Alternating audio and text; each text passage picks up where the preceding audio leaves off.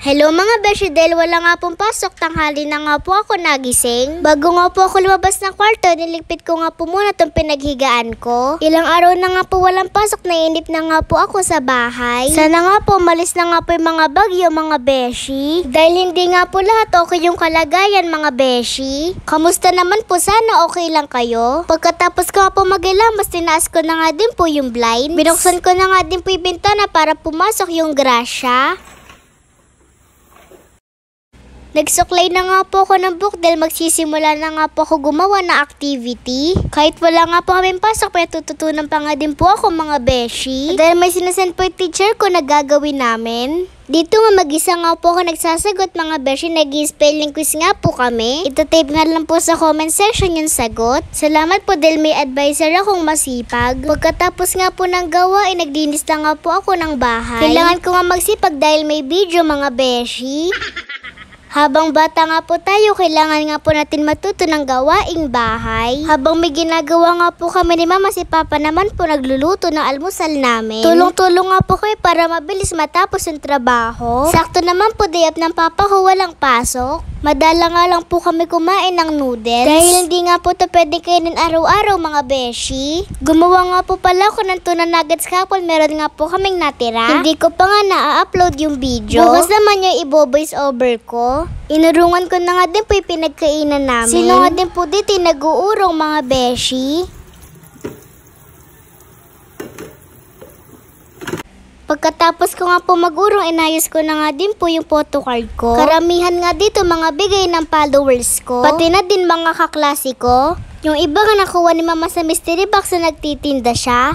Kinahapon ng birthday nga po ng pinsan ko. Dito nga sa amin gaganapin yung birthday niya. Tinulungan ko nga sila Mama mag-plastic ng plato. Habang wala pa nga yung mga bisita. Sinalubong nga po namin sa labas si Tita Chay. Natid nga po siya nila Mama Abby. Hindi na nga daw sila bababa kaya tinake out na lang. Meron po kasi silang pupuntan kaya pinabot na nga lang po yung regalo.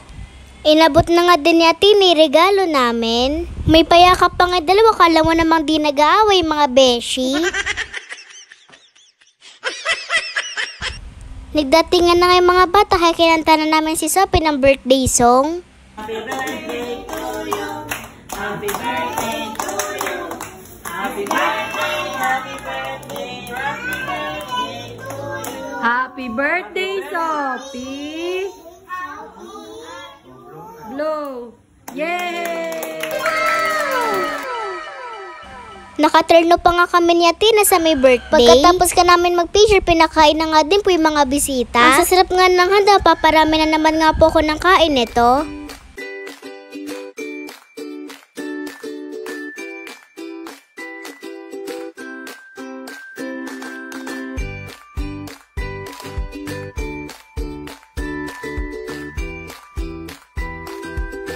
Sophie!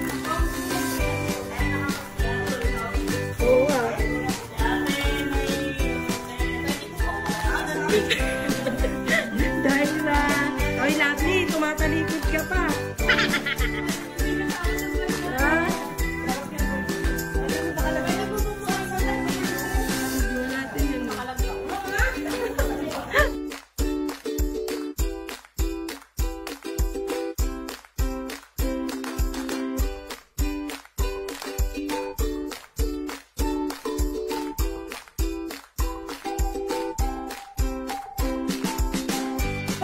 Open mo.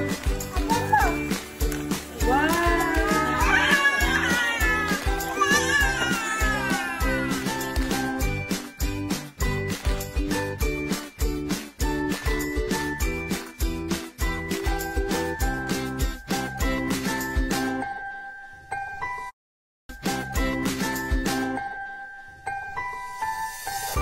Yun lang, salamat sa panonood. Bye-bye mga beshi!